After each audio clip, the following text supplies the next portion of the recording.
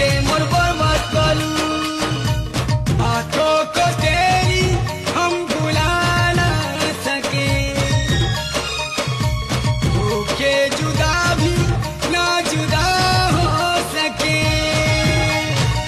छड़ी दे मोते छड़ी दे तू पूरा बेको करी दे।